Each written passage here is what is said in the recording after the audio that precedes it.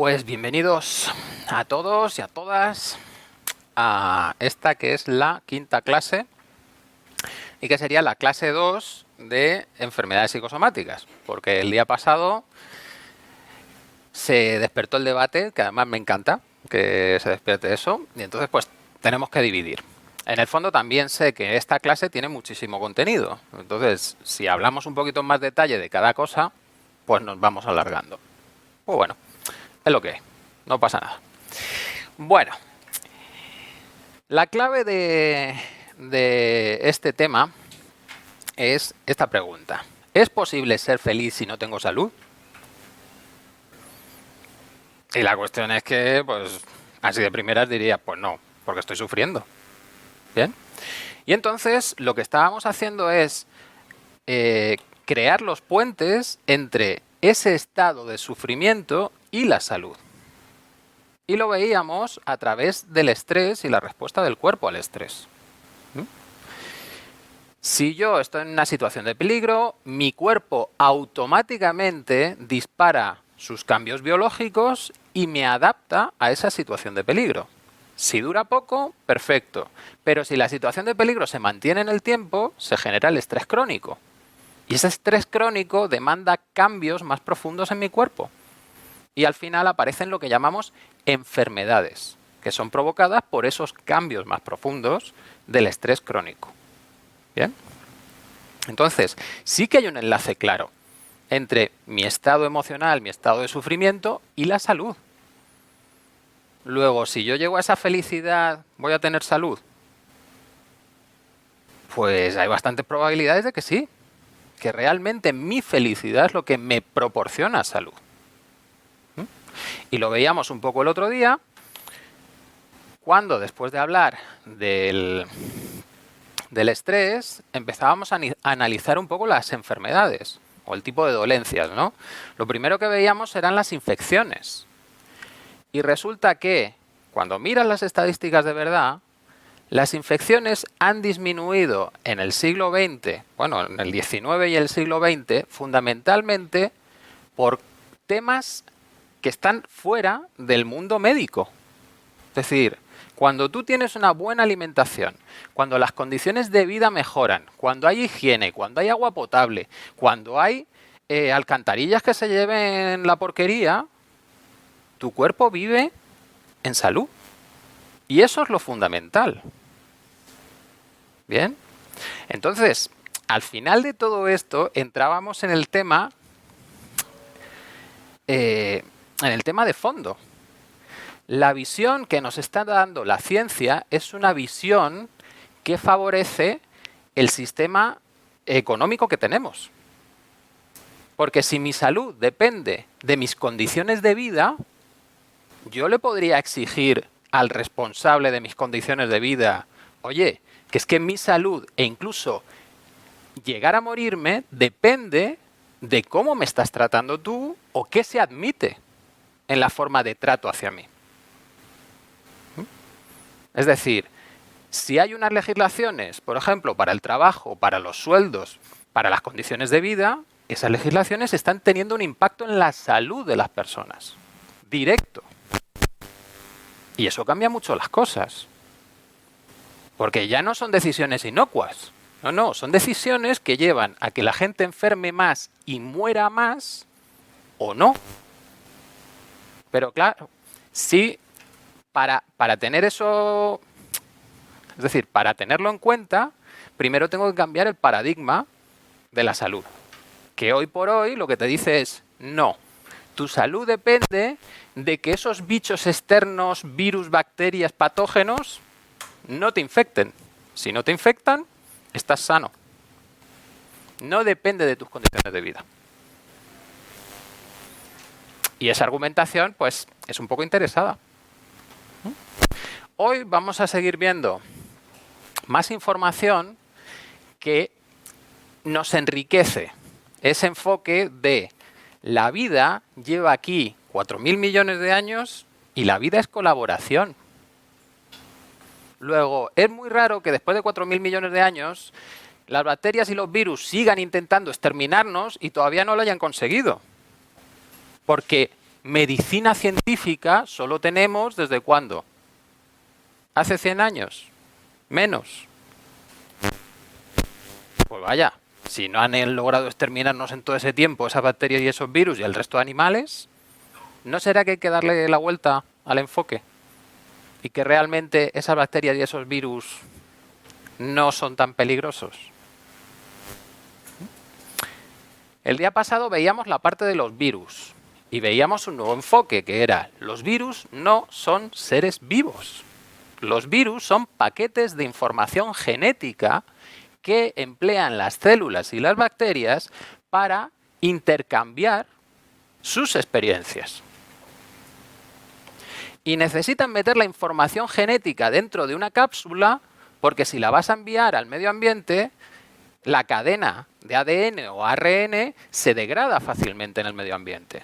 Luego tiene que estar protegida para poder llegar a la siguiente célula o a la siguiente bacteria. Luego le estamos dando características de vida a algo que no es más que una carta, un paquete, como los de Amazon. Ahora resulta que viene del repartidor de Amazon, me da el paquete, yo lo meto dentro de mi casa y si resulta que es comida que no estaba en buen estado y me la como, es que el paquete estaba vivo y quería infectarme. A ver, un poquito de lógica. Bien. Los virus no tienen ningún mecanismo de replicación propio ni nada. Es simplemente una cápsula e información genética, no hay más. ¿Cómo que están vivos? Bien, pues eso es lo que nos contaba Sandine y que comentaba yo el otro día. Por tanto, si es información genética intercambiada por las células, pues entonces esos virus ¿son peligrosos?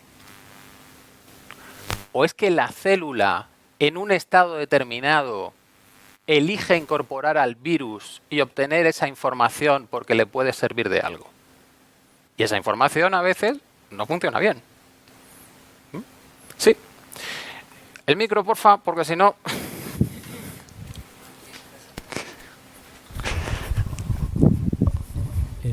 El asunto de que haya replicación vírica en las células, Sí. ¿Eso cómo encaja en tu planteamiento? A ver, claro, el sistema de los virus es un sistema complejo, como la vida, que son sistemas complejos. Entonces, si la información yo necesito que llegue a muchas células y no a una sola, bien, pues entonces alguna de las células tendrá que empezar a replicar la información de ese virus para que pueda llegar a muchas más. Bien, entonces por ahí le puedes dar un sentido a esa replicación. Otra cosa también, y lo comento de pasada porque si no, no avanzo. El tema de cómo se obtiene la información sobre los virus en un laboratorio es algo técnicamente súper complejo. ¿Bien? Y tú cuando obtienes esa información, realmente lo que estás obteniendo es información de tejidos muertos. Porque un virus solo lo puedes ver a través de un microscopio electrónico. Y para poder ver algo en un microscopio electrónico tiene que estar muerto, tiene que estar fijo. ¿Bien? Luego, lo que tú observas ahí puede no tener mucho que ver con la realidad del tejido vivo. De hecho, hay gente que propone que realmente cuando se observan muchas cosas en los microscopios electrónicos, lo que se está observando sería como los restos de una célula, de lo que puede llegar a contener ella en su proceso normal. Lo que pasa es que nosotros estamos buscando un culpable. Y bajo ese enfoque vamos a encontrar algo. Bien, así que aquí el problema es, cuando yo hago ciencia, es muy difícil que yo me quite mis prejuicios y observe la realidad lo más objetivamente posible y luego busque la mejor solución. En muchísimos casos, ciencia se hace intentando justificar una idea que ya tengo.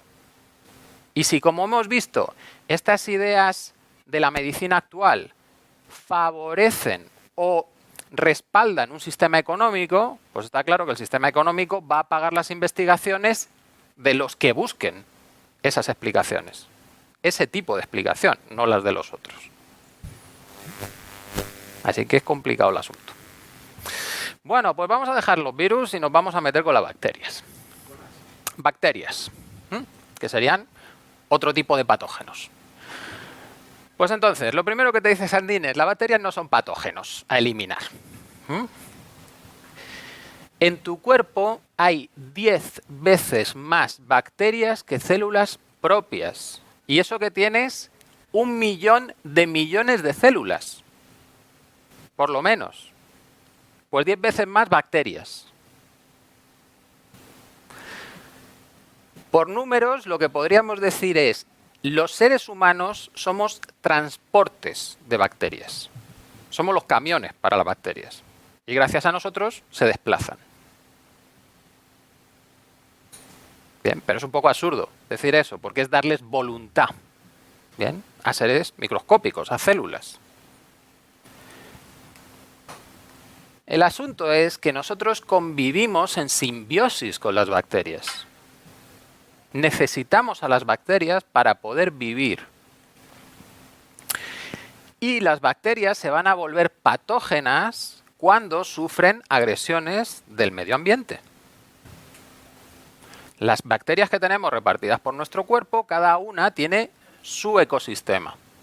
Nosotros tenemos diferentes pHs dependiendo del tipo de piel. La piel de la entrepierna tiene un pH, la piel del sobaco tiene otro, la piel de la cabeza tiene otro. Y en cada zona hay bacterias diferentes porque están adaptadas mejor a ese tipo de pH, a la humedad, a lo que se segregue en esa zona. ¿Bien? Y esas bacterias tienen una función simbiótica. De hecho, nuestras bacterias nos sirven de protección ante bacterias que no son nuestras. Forman películas que impiden que las otras se adhieran. Esa es nuestra primera línea de defensa, nuestras propias bacterias. Como os comentaba, son específicas del tipo de piel, nuestra primera línea de defensa, y por tanto el exceso de limpieza favorece la colonización de bacterias con las que no hemos tenido trato. Y por tanto, pues los efectos que se produzcan pueden ser diferentes. Está incluso relacionado el exceso de limpieza en los niños con las alergias.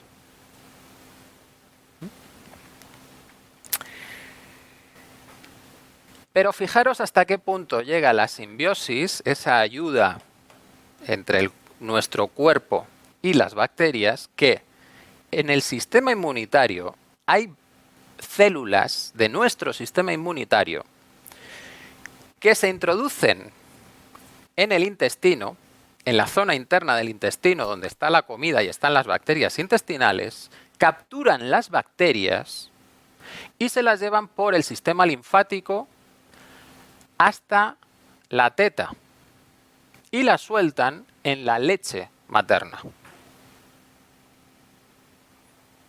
Ahora que me digan que esto no tiene nada que ver con las bacterias y que es al azar. ¿Por qué hace esto el sistema inmunitario?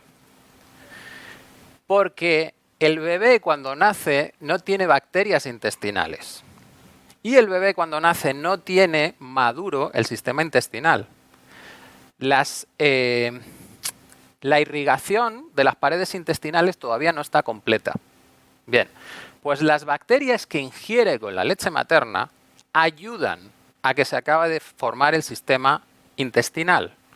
Y además educa al sistema inmunitario del bebé de tal modo que reconozca que las bacterias que está recibiendo a través de la leche materna de la madre son buenas porque son las simbióticas y pueda detectar las externas, las que no son propias. Pero aquí la clave de todo el proceso es: una célula del sistema inmunitario, de mi sistema inmunitario, es capaz de entrar y coger bacterias del intestino y llevárselas por el cuerpo.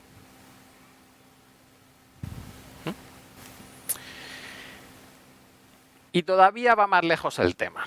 Esto es una investigación publicada en Nature en el 2013. Bien. Pues en esta investigación se encuentra que el sistema inmunitario del bebé cuando nace está totalmente desarrollado. Bueno, esto va en contra de lo que nos han dicho siempre, que el sistema inmunitario del bebé no está desarrollado y por lo tanto las vacunas les ayudan a acabar de desarrollarlo. Es falso. El sistema inmunitario del bebé está totalmente desarrollado, solo que está autodeprimido. Es decir, hay unos compuestos que hacen que el sistema inmunitario baje su actividad. ¿Por qué? Porque va a incorporar bacterias el bebé en la leche materna y si el sistema inmunitario estuviese a su nivel normal, las atacaría. Tiene que deprimirse para poder reconocerlas como bacterias simbióticas y no atacarlas. ¿Bien? Esto se sabe porque en experimentos con ratones que tienen el mismo funcionamiento, cuando se inhiben esas moléculas, el sistema inmunitario se activa y se producen inflamaciones por todos lados. Luego el sistema inmunitario estaba funcionando, solo que a un nivel más bajo. Cuando recibes esta información, si tienes una mente abierta y objetiva, lo siguiente que dices es: ostras, resulta que el sistema inmunitario del bebé está autodeprimido y se le puede enchufar una vacuna a las 24 horas de nacimiento, que la vacuna lleva un compuesto como el aluminio que hace que el sistema inmunitario tenga una reactividad 10 veces superior. ¿Eso no chocará con esto? ¿Qué pasa si yo empiezo a activar ese sistema inmunitario que está deprimido para permitir que las bacterias colonicen? ¿Pueden empezarse a producir problemas estomacales en los bebés? ¿Inflamaciones? Bien. ¿Se ha escuchado alguna información de ese estilo? Sí.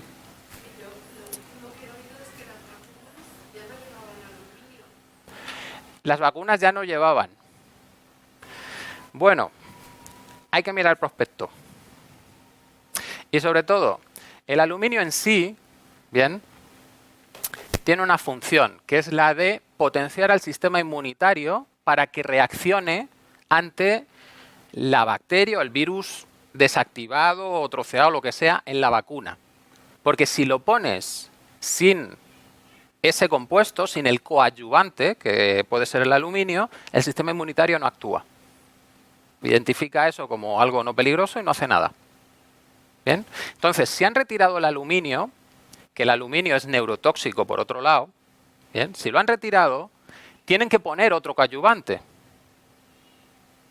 Y el problema es que el efecto es el mismo. Estás amplificando la actividad del sistema inmunitario cuando biológicamente ese sistema inmunitario tiene que estar deprimido. Porque si no, vas a empezar a luchar con las bacterias que adquieres. ¿Bien? Esto puede que no se produzca si tú tienes alimentación con leche maternizada. Porque claro, ahí no van bacterias. Pero cuando empieces a incorporar bacterias, ¿qué va a pasar? Y la leche maternizada ahí tiene otro problema. Si la leche maternizada no tiene bacterias, ¿cómo se acaban de formar las vellosidades intestinales que no están formadas y que las bacterias activan al cuerpo para acabar de formarlas?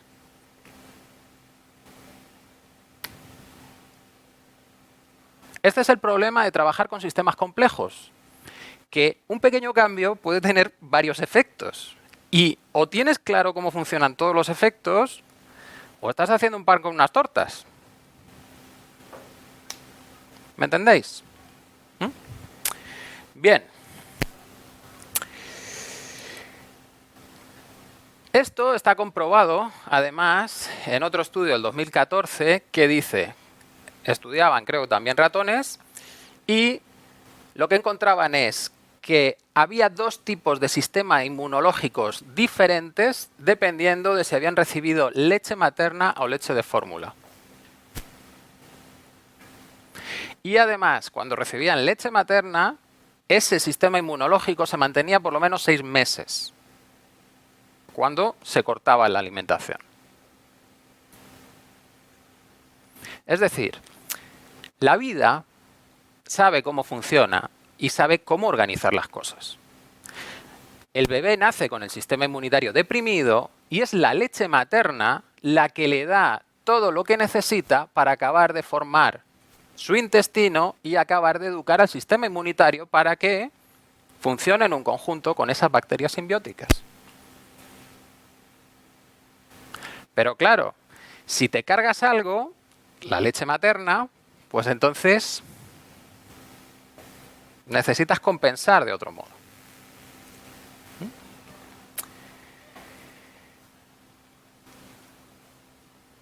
En este estudio encontraban que las bacterias comensales intestinales producen compuestos que aumentan la inmunidad como un producto derivado de su metabolismo.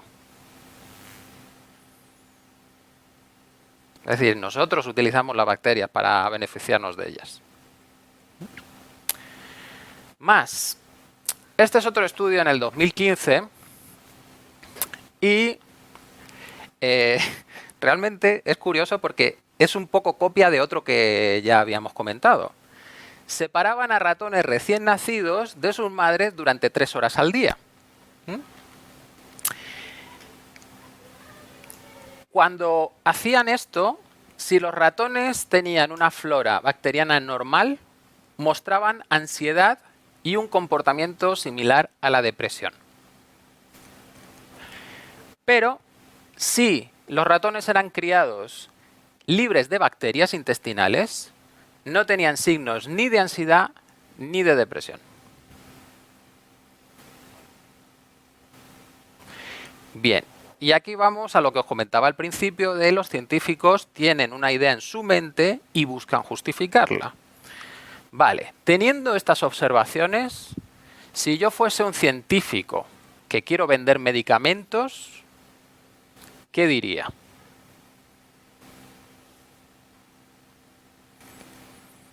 Acabemos con todas las bacterias intestinales y acabaremos con la depresión y la ansiedad. Clarísimo. Bien. Si yo no fuese de ese estilo, diría, ostras, qué curioso. Pero si me cargo las bacterias intestinales, ¿hay otras consecuencias?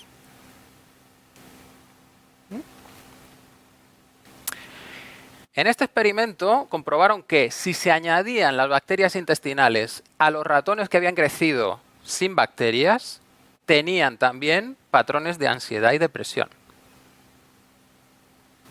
Luego, lo que te demuestra este experimento es que hay un enlace muy directo entre el intestino y las bacterias y el estado de tu cerebro. ¿Cómo funciona tu cerebro?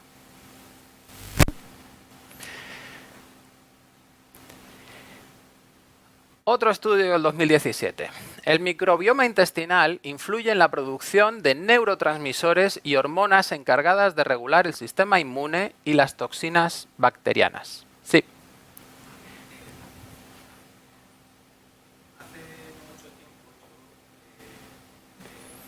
yo he leído que parece que existe una cantidad de neuronas en nuestro intestino, abdomen, bastante importante, de lo que creo, 10 o 20% de lo que nosotros sería las neuronas que tenemos en el cerebro Sí. y que participan del estado en el que estamos, del equilibrio emocional, equilibrio hormonal y pues están muy relacionadas con lo que estamos comiendo, viviendo y todo lo que está sucediendo en nuestro intestino, ¿no? Que cuántas somos intestino compartes. Sí, sí. Entonces, ¿cómo puede estar influyendo a través de estas neuronas en el abdomen todo este tema de las bacterias y la inmunidad que se genera? Bueno, es un tema complicado que tienes investigaciones de hace muy poco, el 2017, por ejemplo, como esta. A ver, eh, yo creo que todavía no hay investigación suficiente para tener claro cómo es la transmisión de información entre el cerebro abdominal, cerebro por el número de neuronas, el corazón, que también tiene 40.000 neuronas, y el cerebro en sí. ¿Cómo es ese flujo de información? ¿Quién tiene prioridad sobre quién? ¿En qué condiciones? Bien, todavía yo creo que no está demasiado claro. Pero pistas tenemos y desde hace mucho tiempo. Porque en el lenguaje tenemos expresiones de sentir con las tripas. Lo que está diciendo que realmente yo soy capaz de darme cuenta que la sensación viene de aquí e incluso la percepción neuronal provendría de aquí. Todo esto lo que nos está diciendo es que el cuerpo tiene muchas realimentaciones. Procesa la información en lugares diferentes y luego intercambian esa información para generar un conjunto.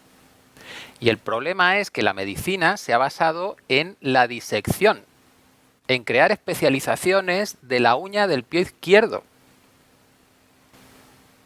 Y claro, si yo soy un especialista en eso y no tengo la visión del conjunto, ¿cómo puedo hacer un tratamiento efectivo?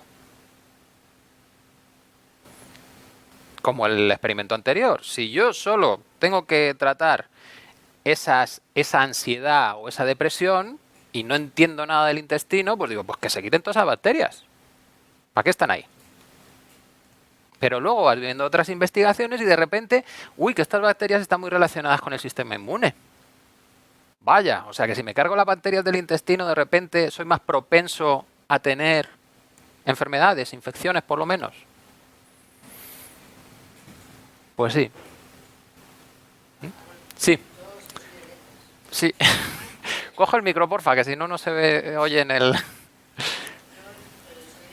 Sí.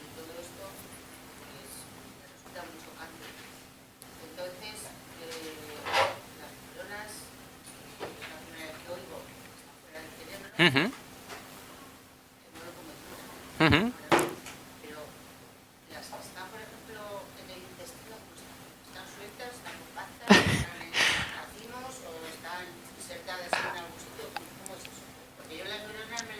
Sí. Sí.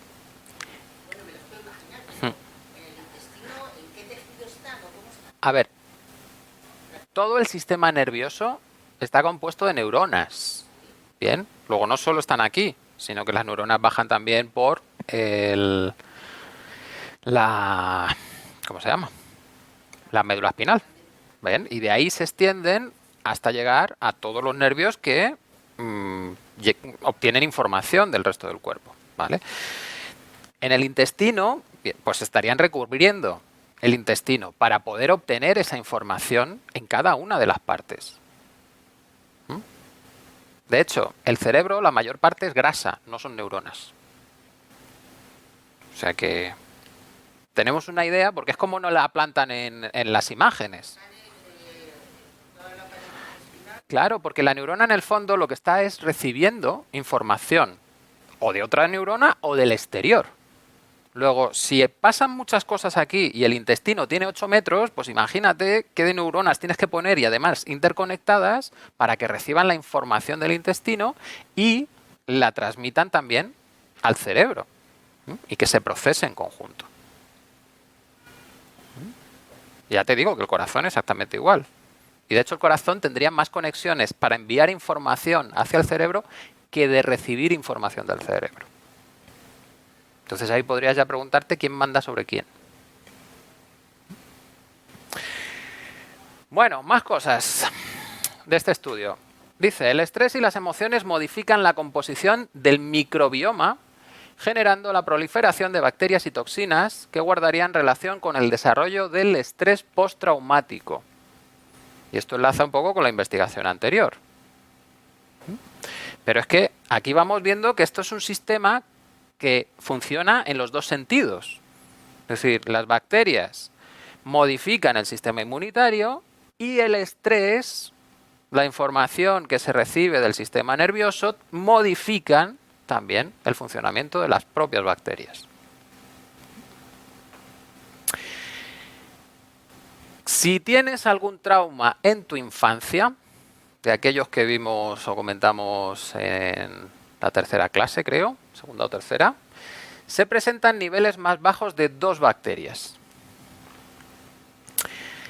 Por tanto, el trauma en la niñez favorece el desarrollar el estrés postraumático por cambios en el microbioma intestinal. De nuevo repito, cada vez que hablamos así, y se habla así en el artículo, da la sensación como que son piezas separadas y que podrías coger una y la quitas y arreglas el problema. Y no, son piezas realimentadas. Como quites una, la lías. Y la puedes liar más que dejarlo como está. Anomalías en estas bacterias influyen en el aumento de los niveles de inflamación y la alteración de la regulación inmune en individuos con estrés postraumático, algo que afecta el funcionamiento cerebral y el comportamiento. Esto parecería como que las bacterias del intestino son una conexión que cierra el circuito de la emocionalidad. Es decir, el estrés postraumático se almacena en el cerebro y tenemos la información porque podemos incluso activar las neuronas específicas donde está guardada la información y las emociones. Pero si vemos que eliminando determinadas bacterias o metiendo otras bacterias se modifica esa respuesta emocional, parecería como que esto es un circuito que también pasa por aquí. O incluso si eliminas todas las bacterias desaparece la reacción emocional. Te has cargado el circuito. Lo has roto.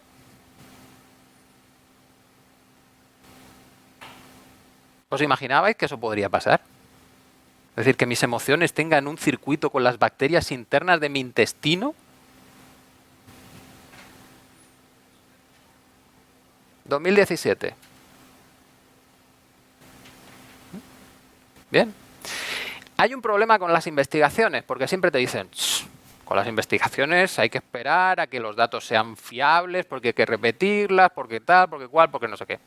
Sí, pero si tienes una investigación que está poniendo en tela de juicio algo que repercute en el bienestar o malestar de personas, deberías poner también en cuarentena todo lo que dependa de esa investigación, todo lo que haya tocado.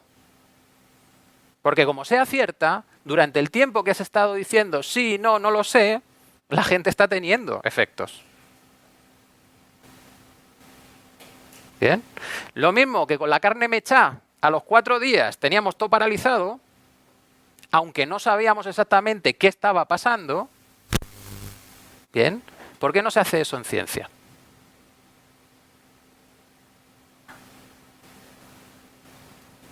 Sobre todo en la aplicada a la salud, al bienestar y a la mortalidad de personas.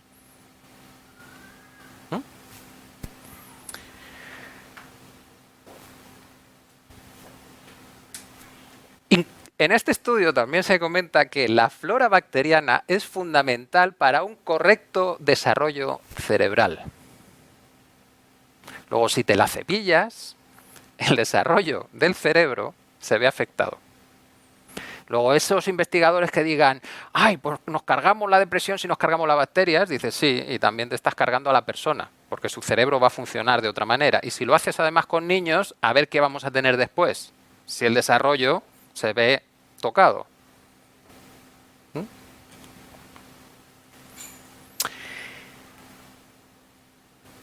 Investigador Marco Ruggiero nos dice que el cerebro de la cabeza, porque este diferencia los tipos de cerebros que tenemos, el cerebro de la cabeza influye en el funcionamiento del cerebro gastrointestinal y este a su vez se lo devuelve al de la cabeza. Están en realimentación. Cambios patógenos en la composición del microbioma intestinal conllevan cambios de comportamiento que pueden revertirse reconstruyendo el microbioma original sano. Es decir, si yo ingiero algún veneno o antibióticos a mansalva. Mis bacterias son bióticos que se mueren al tomar antibióticos, porque los antibióticos matan todo lo que sea bio. No hacen distinciones entre tú eres de los míos y tú no eres. Todo. Y eso afecta potentemente a mi microbioma. Puedo tener cambios de comportamiento. Luego, hay determinadas enfermedades que podrían, o su origen podría ser, ese daño a las bacterias. Y esto no lo hemos tenido en cuenta. Cuando hablamos de antibióticos, solo decimos que el problema de tomarlos a mansalva es que las bacterias se vuelven resistentes y entonces a ver si vamos a dejar de tener antibióticos. Vaya, pues aquí tienes otro efecto casi más importante todavía, que es cambios de comportamiento originados por esa destrucción del microbioma. ¿Y cómo arreglas entonces el cambio de comportamiento? Si el microbioma no lo vas a arreglar.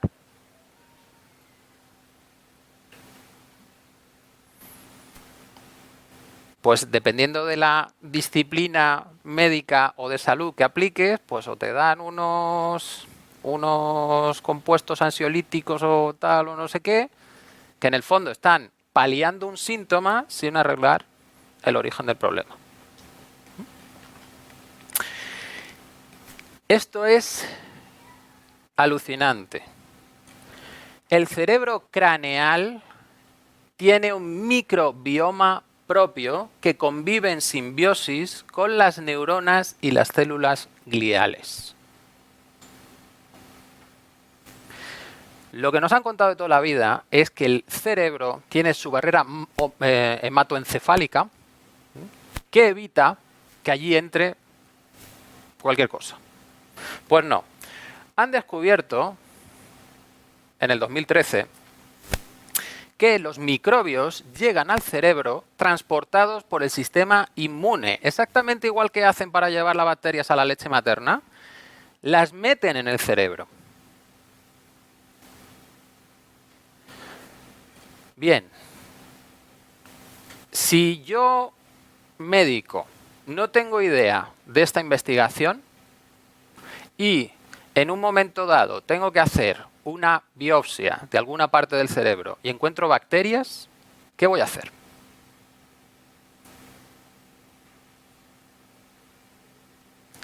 ¿Antibiótico mansalva?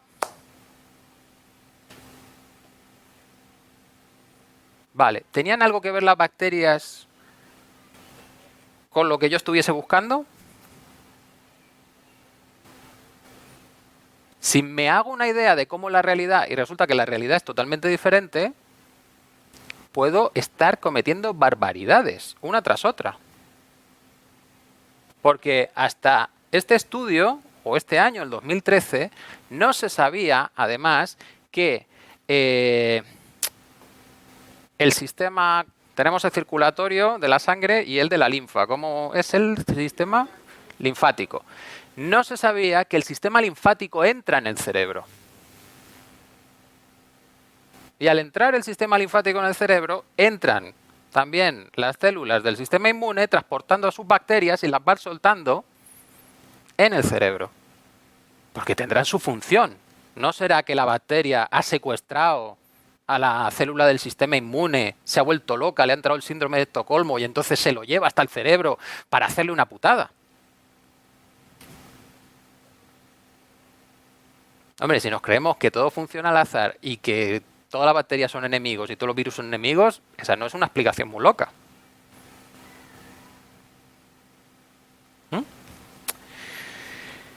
Las células del sistema inmune son capaces de atravesar la barrera hematoencefálica transportando microbios hacia y desde hacia afuera a través de vasos linfáticos propios. Este es un estudio del 2017. Bueno, acabamos con la parte de las bacterias. Supongo que con los datos que os he dado ya... ¿Sí? El micro, porfa. ¿Lo pasáis?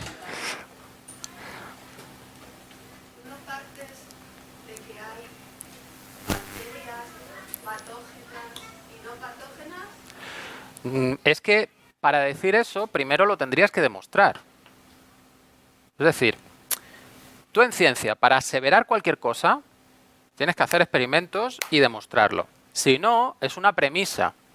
Y claro, ¿la premisa de dónde viene? ¿De que hay seres humanos buenos y seres humanos malos?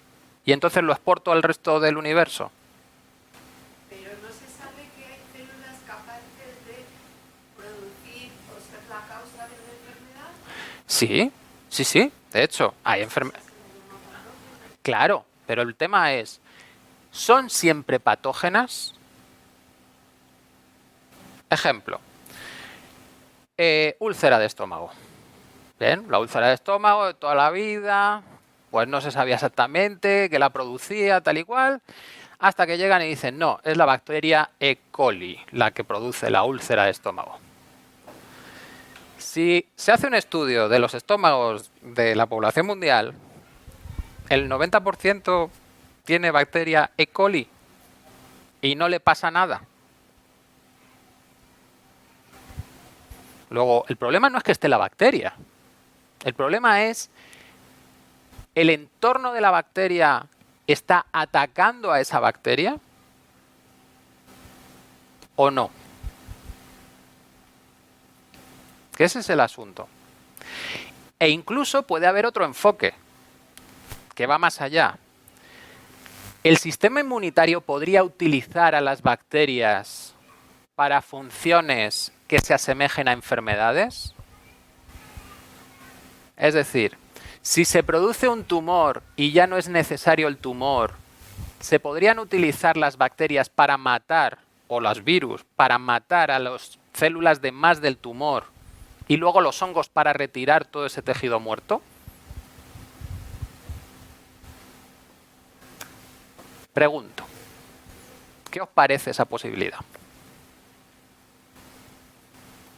Porque además estaría muy bien, los hongos están muy especializados en destruir tejido muerto, que es sobre lo que trabajan, bien, y las bacterias pues podrían acabar con determinadas células o los virus. Bueno, sería un sistema bastante interconectado. Pero tendría que funcionar muy bien el sistema inmunitario para poder regular todo ese proceso sin ponernos en peligro.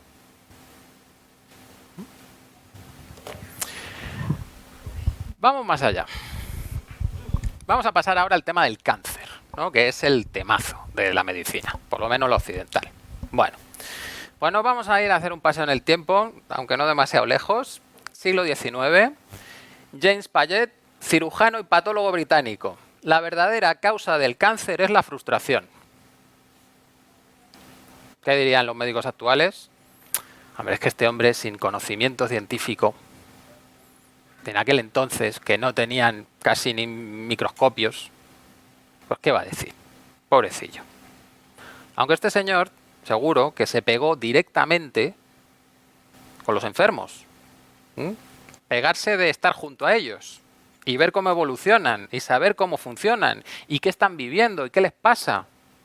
Por eso saca una conclusión, porque en 2 minutos de apuntar en un ordenador los síntomas, lo mismo no te explican, es que se me murió la abuela que más quería ayer o hace 5 meses. Y lo mismo este hombre si lo preguntaba. Linda Evans, 1929, todas sus pacientes con cáncer de mama habían sufrido recientemente la pérdida de una persona importante en su vida.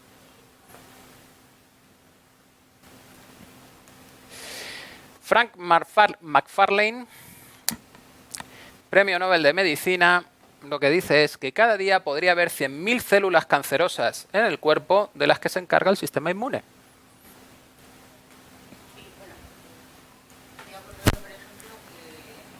Micro, porfa.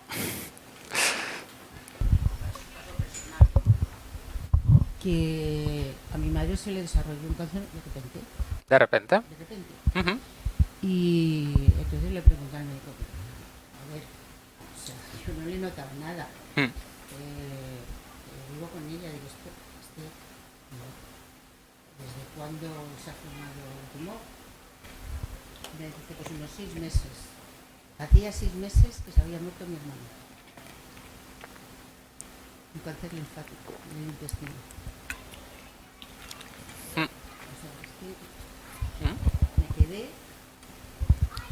A ver,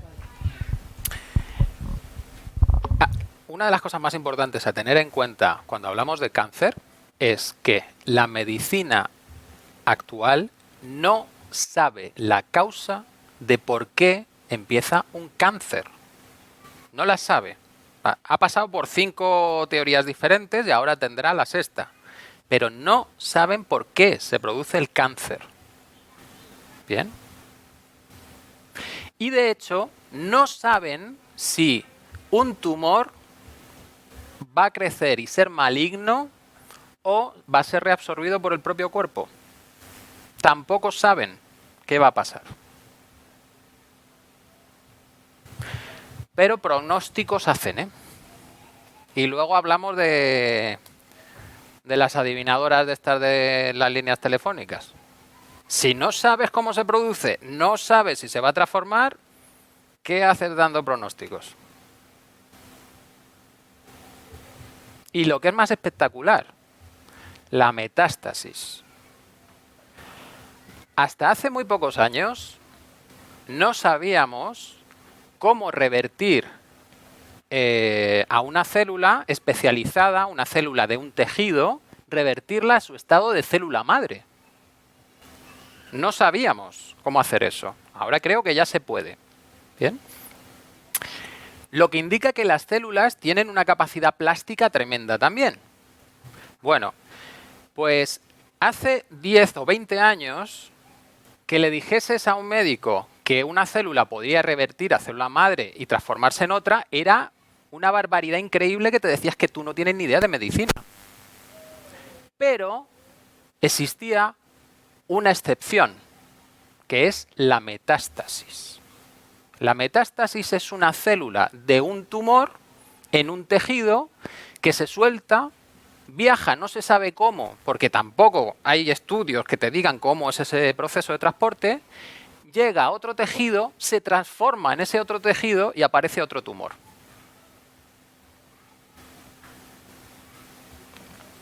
¿Me entendéis? Es decir, algo que era imposible para la medicina era aceptado para otra parte de la medicina, que eran los tumores metastáticos.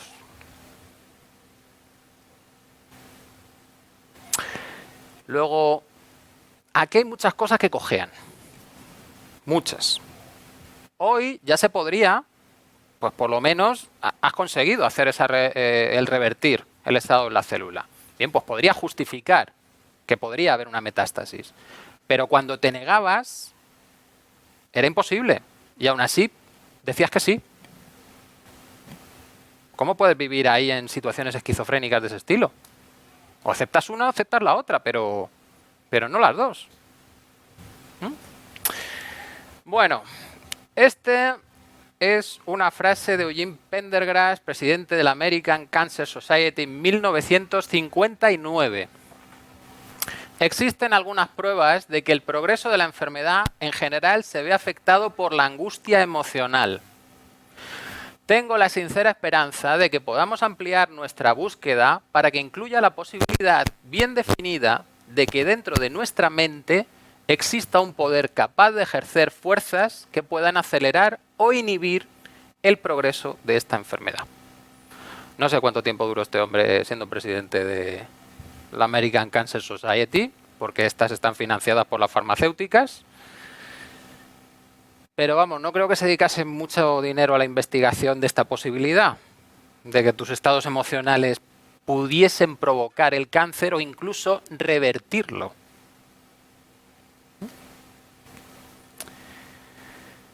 Vernon Reilly estudió en los años 70, el estrés varía la incidencia de un 7% a un 90% en las ratas, la incidencia de cáncer. Cuando las estreso, aparece el cáncer.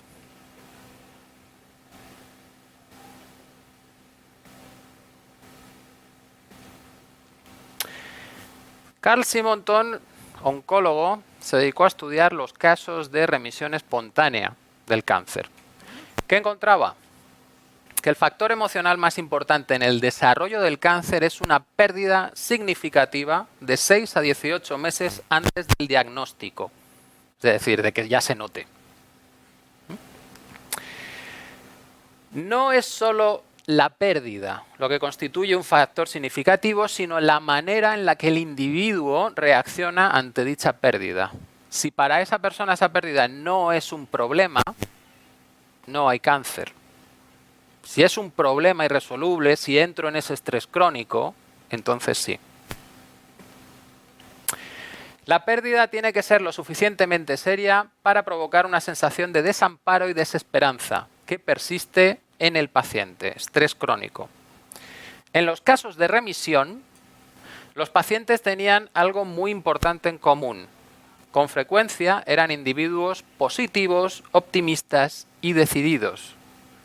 Esas características favorecen que encuentres una solución al conflicto y si encuentras la solución, sales del estrés crónico. Y lo más curioso, si hay remisiones espontáneas, ¿es que el cuerpo tiene capacidad para crear el cáncer y descrearlos?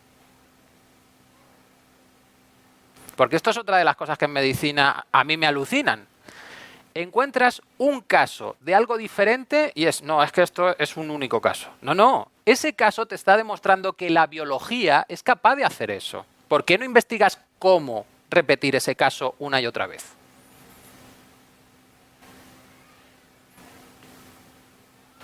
Súper absurdo.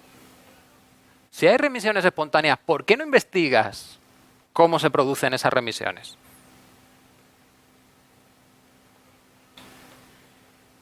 No da dinero. Sí. Estoy recordando de un caso de una mujer que igual le detectaron cáncer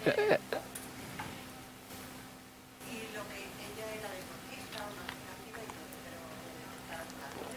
Y entonces haciendo, le sugirieron que hiciera cambio de alimentación, Ujú. que hiciera cambio de su forma de vida, de estrés y trabajo y demás, y familiar, y ella salió de cortación.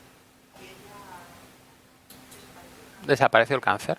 De hecho, el oncólogo y los médicos que le seguían el curso de la enfermedad no se lo creían. Ya. ¿El micro está encendido? Hay un botoncillo. Dale un toque. Un botoncillo rojo. Ese, vale. Bueno, pues lo creían los médicos. Claro. De hecho, ella no se puso la quimio. Ujú. Buena opción. Si ya hemos visto que tiene muy poco efecto, ¿para qué te la vas a poner? Porque los efectos secundarios sí que los tiene, ¿eh? La quimio. Para leerse el prospecto. Sí. Tela. Hizo también meditación, mindfulness, yoga y sobre todo la alimentación también y el salir del estrés laboral. Ahí está. ¿Qué opina Máximo Sandín sobre el cáncer?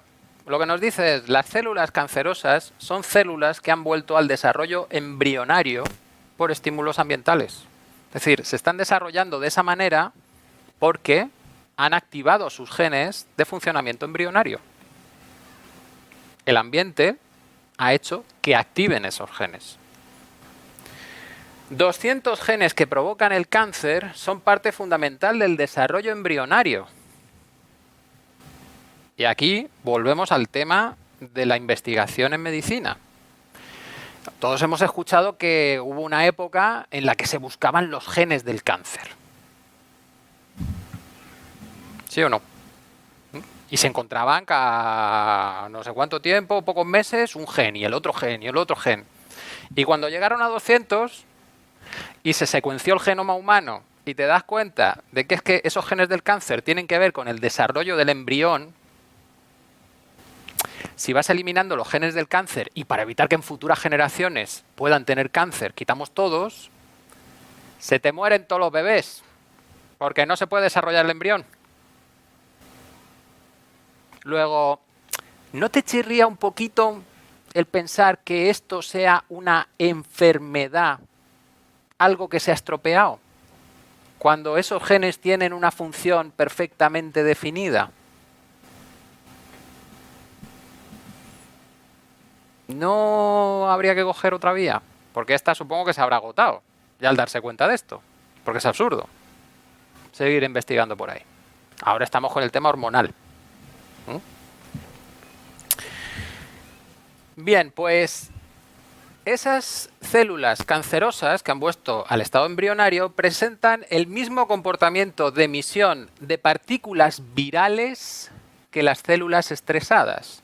Hablábamos el otro día. Un 9% de nuestro genoma son retrovirus endógenos humanos, que utilizarían las células en fase embrionaria para comunicarse las unas con las otras. Y decirse, oye, que aquí estamos haciendo la oreja, que no te pongas a hacer el pie. Bien. Bueno, pues cada vez que se activan esos genes embrionarios, aparecen virus. En 1970 se financió por parte del señor Nixon una investigación que relacionase el cáncer con los retrovirus.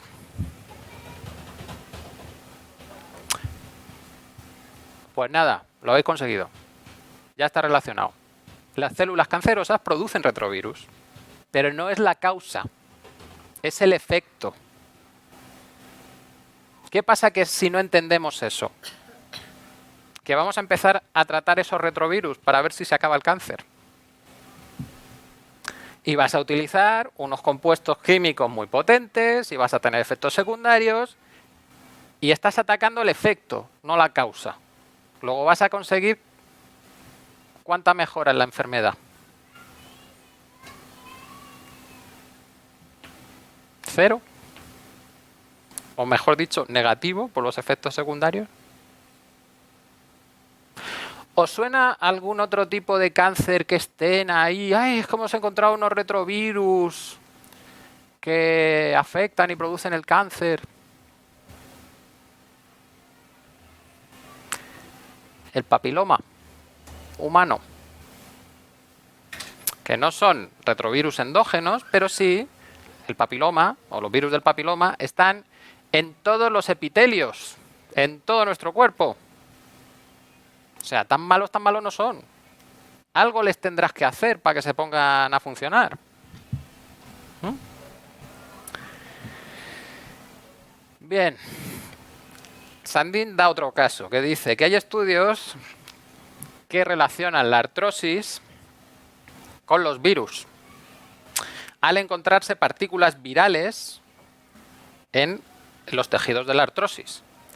Y también lo pueden relacionar con la fatiga crónica y el cáncer de próstata. Y lo que te dice Sandin es que no son la causa, son la consecuencia de ese estrés. Si no tenemos claro eso,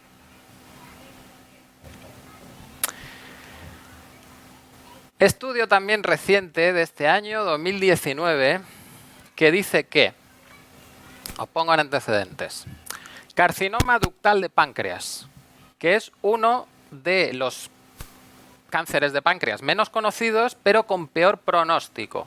De hecho, el 50% de los afectados fallecen antes de 2 años y la tasa de supervivencia a 5 años es del 9%. O sea, brutal el cáncer.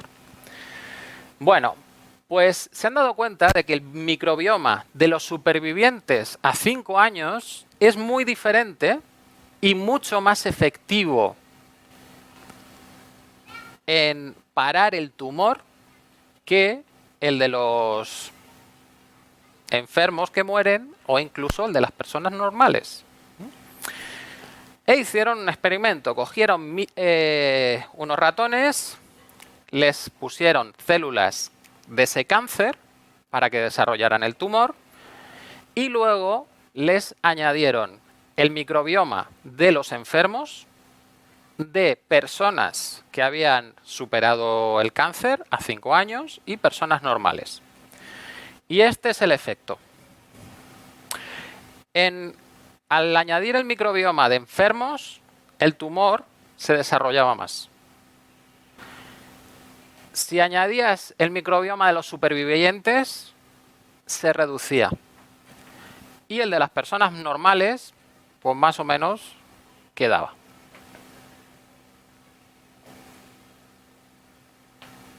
Solo por poner bacterias en tu intestino.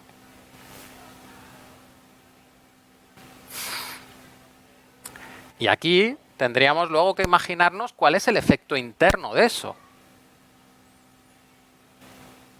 ¿Qué ocurre? ¿Son las bacterias las que en plan comando salen del intestino y se van a por el tumor del páncreas? ¿Son compuestos que segregan ese tipo de bacterias? ¿Son estas bacterias las que necesita el sistema inmunitario para llevárselas al páncreas y que entonces afecten a ese tumor? ¿Son estas bacterias las que dan otra información al cerebro y permiten que cambie el metabolismo? Pues son un montón de preguntas que hay que resolver. Pero están abriéndote otra vía. Es decir, las bacterias funcionan increíblemente bien.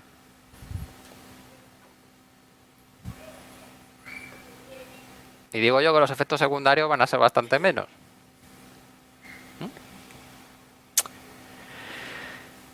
Bien. El estrés se combate con la relajación. ¿Vale? Bueno, pues tenemos un estudio del 2008 que nos dice que cuando se evoca la respuesta de relajación, que en el fondo es lo que se dispara fisiológicamente con cualquier técnica de relajación, ya venga de la India, de la China, de Perú o de la castellana, bien, todas provocan lo mismo, que es la respuesta de relajación. Los genes que son encendidos o apagados por el estrés tienen la activación opuesta.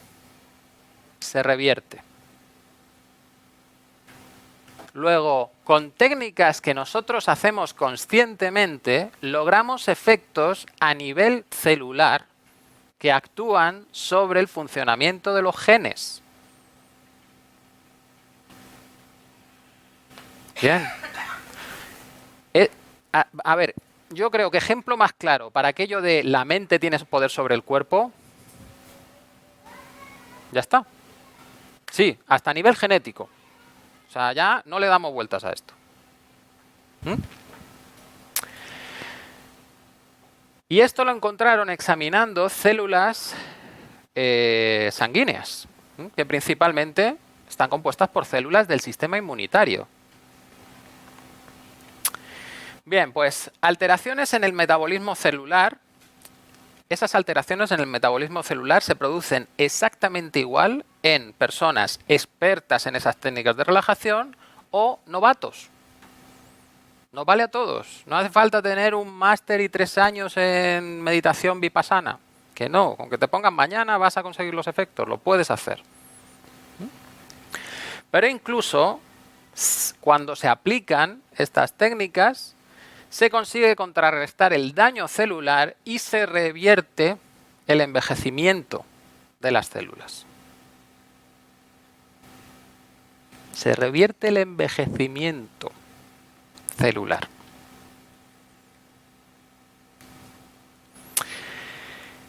Bien, pasamos a otro punto que es las enfermedades genéticas. Vale. Os voy a leer un párrafo que es un poco así enrollado, pero ahora lo explico. Cuando las poblaciones de microorganismos se someten a ciertas selecciones no letales, los mutantes útiles surgen entre las células sin división, mientras que los mutantes inútiles no. ¿Qué significa esto? Esta señora hizo un metaanálisis en el que cogió 100 y pico artículos publicados sobre mutaciones genéticas y lo que encontró es no hay ninguno en el que pueda encontrar una mutación a medias. Siempre encuentras la célula que tiene codificado en sus genes la mutación completa que le adapta a algo nuevo. ¿Qué significa esto? Que la idea de la mutación al azar no tiene base observacional Ninguna. Es un cuento. ¿Por qué? Porque si no, tendrías que encontrarte en las células, pues ese ADN a medias, si fuese al azar. Pero no, si es que las células tienen unos sistemas de corrección de errores en el ADN bestiales. Tremendos. Pero eso sí, los pueden desactivar para permitir mutaciones que las adapten a situaciones de su entorno. Es decir, la célula es la que tiene capacidad de adaptación. Lo mismo que nosotros podemos adaptarnos a través de nuestra inteligencia manipulando el exterior, las células pueden adaptarse a su entorno manipulando su interior.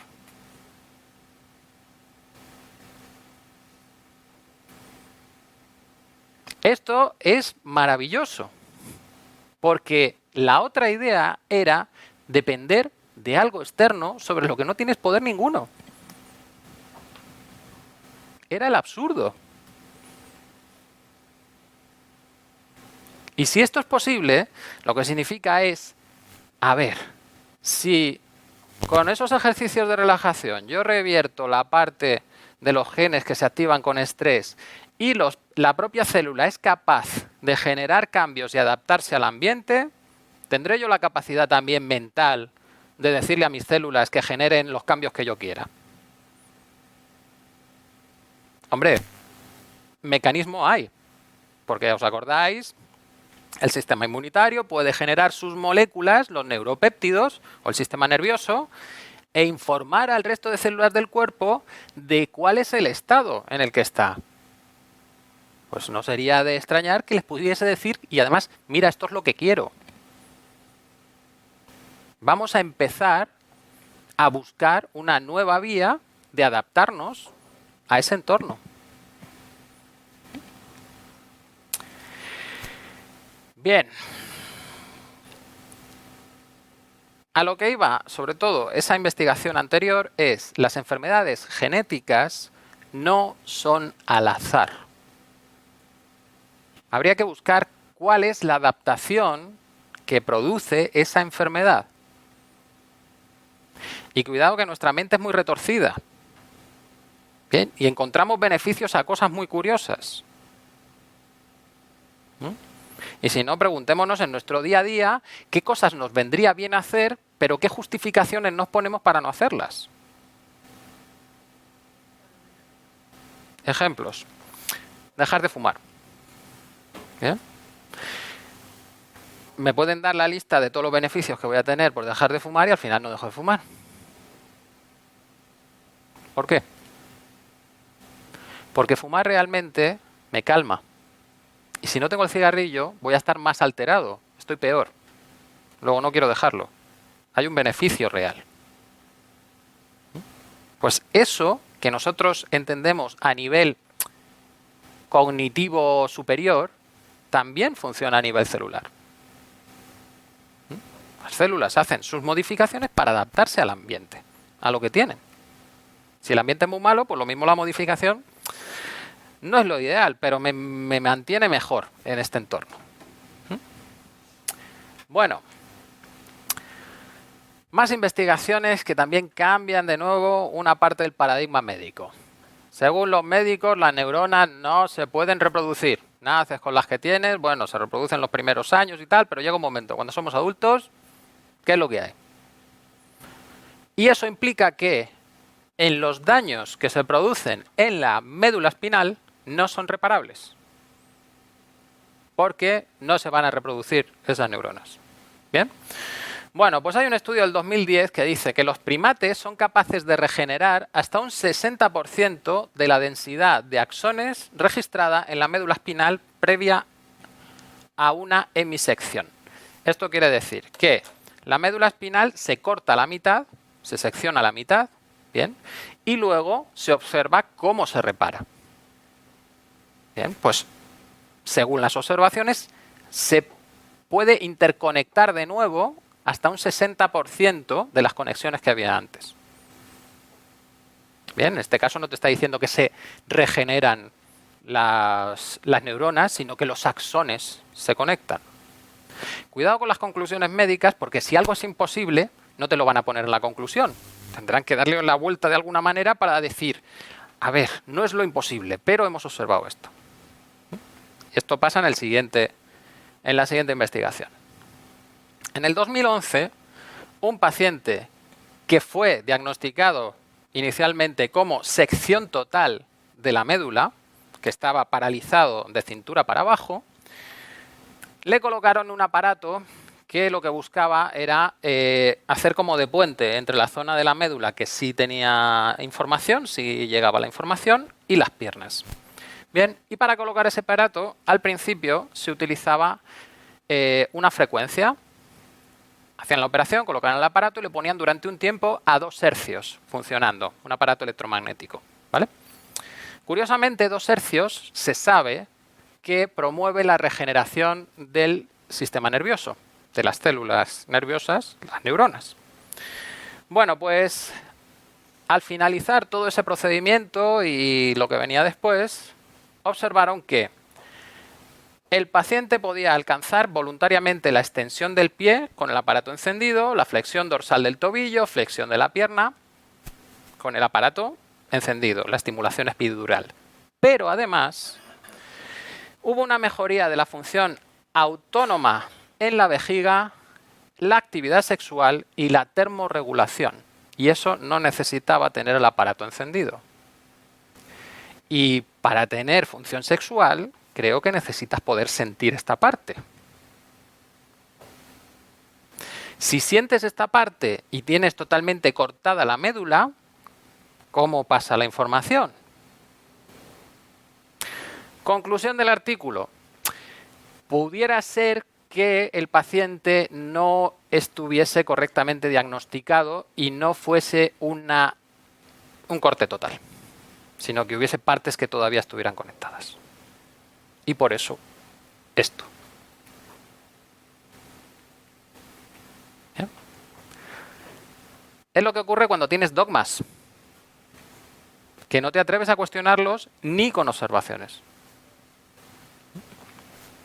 En el 2016 tienen un caso muy parecido, pero en esta vez lo que utilizan es la realidad virtual. Cogen un ordenador, le ponen un casco a la persona y tiene que entrenar a su cerebro para poder mover una pierna virtual en el ordenador. Cuando lo consiguen, los del estudio lo que buscaban era ponerle como un exoesqueleto que pudiese mover leyendo sus señales cerebrales. Pero la persona también recupera sensibilidad en la zona que aparentemente no podría tener. Es decir, estimular el cerebro hace que las neuronas se activen. Y eso de que no pueden crecer, vamos a ver, ¿no te habíamos dicho que había investigaciones que ya demostraban que las células podían revertir su estado, volver al estado de célula madre? Posibilidades hay, ¿bien? Pero los dogmas no te dejan avanzar. Y ya que hablamos de neuronas, vamos a ver qué efectos tienen las neuronas en la edad. Bueno, pues fundamental. El número de neuronas no tiene que ver con tu inteligencia. Lo que tiene que ver con tu inteligencia es la interconectividad de las neuronas, la cantidad de circuitos que se generen entre ellas. Porque eso da la flexibilidad, la capacidad de responder a muchos estímulos diferentes y mezclar mucha información diferente. Bien, según el doctor Mark Rosenweig, si el cerebro es estimulado sin importar la edad, físicamente crecerán más protuberancias, que son las interconexiones entre las neuronas, en cada uno de los tentáculos de la neurona. Lo único que necesitas es estimular al cerebro. Eso sí, hay que tener claro que las neuronas se dañan por compuestos químicos como los pesticidas y metales pesados como el aluminio o el mercurio. Y de esto en el siglo XX hemos tenido en el ambiente así. Nos acordamos de los termómetros, ¿no? Que hubo que retirar porque aquello era súper peligroso, pero no lo sabíamos. Ya habíamos jugado con el mercurio así y todo, ¿no? Y el plomo, aquello de la enfermedad del sombrerero, que sale en Alicia en el País de las Maravillas, era porque los sombrereros utilizaban plomo para ponerlo en las alas de los sombreros. Y al estar en contacto con el plomo, al final tenían enfermedades neurológicas y se volvían locos. Bien, pues incluso es posible entrenar nuevas zonas cerebrales para que desempeñen el papel, la función de otras zonas que se dañan o que extirpas. Y esto, por ejemplo, tenemos casos de niños con situaciones de epilepsia muy graves en las que para solucionarlo lo que se hace es quitar la mitad del cerebro, les quitan el hemisferio izquierdo. Esos niños estimulados correctamente son capaces de hablar al llegar a la adolescencia. ¿Bien? ¿Qué significa? Que el cerebro derecho ha recreado la función de una parte del cerebro izquierdo que era la del habla.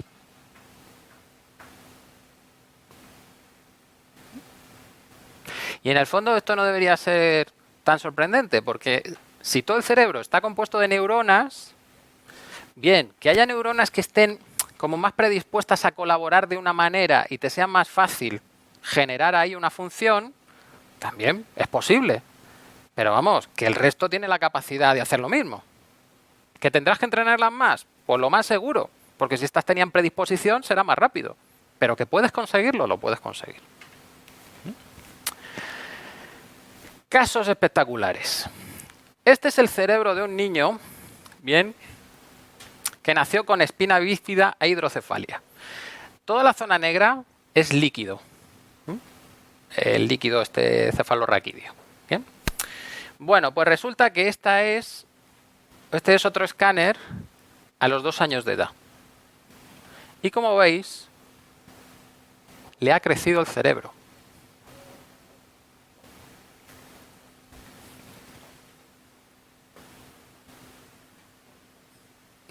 El cerebro crece. Pero ya el otro caso es todavía más espectacular, porque este es el cerebro de una persona adulta. Y como veis, pues como que falta mucho. Bien, pues ese es el cerebro de un alumno del doctor John Lorber en los 70.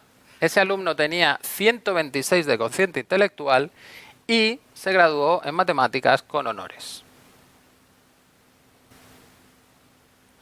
La pregunta es, ¿cuánto necesitamos de cerebro realmente?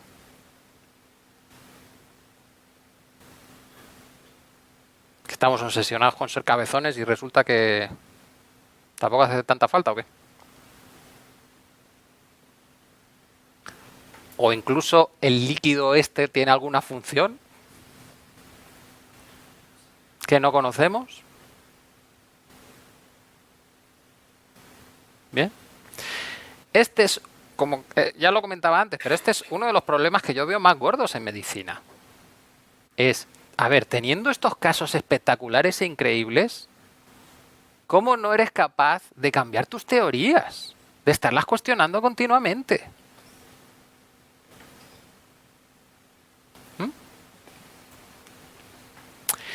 Bien, y esta es una investigación bastante curiosa.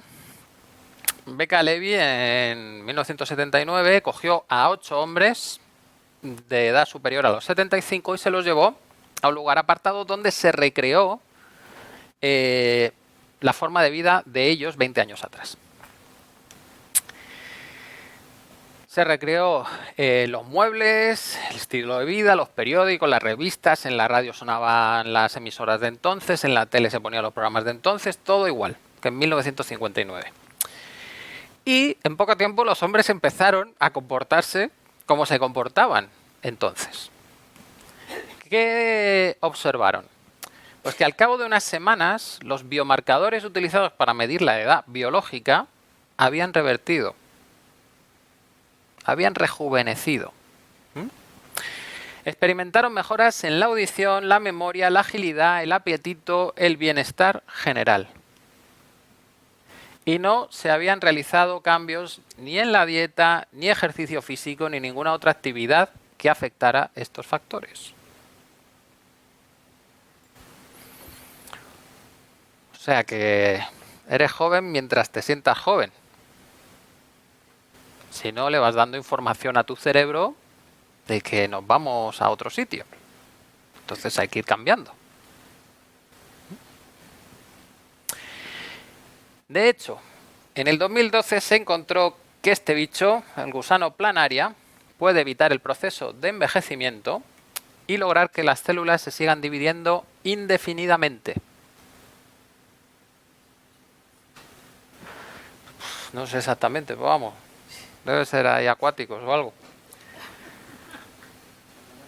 No sé si el término bueno es inmortal, porque morirse se puede morir, si lo aplasta se muere, bien, pero no llega un momento en que su cuerpo deja de funcionar.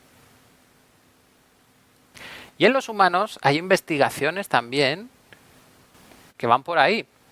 La telomerasa, los telómeros, creo que os suenan, ¿no? Porque ha estado ahí en las noticias últimamente. Los telómeros son unas proteínas que están al final de los cromosomas y que son como los que evitan que el cromosoma se deshaga. Y en cada división celular se va perdiendo un trocito del telómero. Entonces, claro, es como que tienes el tic-tac de la muerte. Cuando se acabe el telómero, el cromosoma se deshace y ya no te puedes reproducir. O la célula ya no se puede reproducir y morirá. Bueno, pues resulta que existe también la telomerasa. Y la telomerasa lo que hace es añadir telómero o quitar telómero. O sea que la propia célula tiene el mecanismo para reparar sus telómeros. Ya no tienes un reloj, sino que tienes una programación celular. De nuevo, si creemos que la célula tiene capacidad de modificarse a sí misma, súper guay. Si creemos que no la tiene, pues otra vez estamos en el destino. Bien, y la tragedia de la muerte que no la podremos superar nunca. ¿Qué dicen algunos investigadores? Haber considerado que el envejecimiento era algo natural ha evitado que durante mucho tiempo la ciencia estudiara cómo evitarlo, pero era una barrera mental, no científica. Bien. Si yo creo que algo es así y no puede cambiar, pues ni siquiera me pongo a cuestionarlo. Envejecer no es inevitable, no está programado en la vida de los organismos. Toma.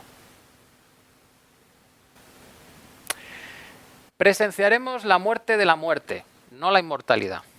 Porque si te cae un piano en la cabeza morirías. Lo que se cura es el envejecimiento. Que fuera posible vivir hasta los 200 años no quiere decir que la gente quiera. Hay gente mayor que se cansa de vivir porque le falta motivación. Muchos rechazarían la idea de vivir para siempre. Ese es el secreto de la muerte. Te mueres cuando te cansas de vivir. Cuando empiezas a ver que descansar para siempre es mejor que estar vivo. Los suicidas,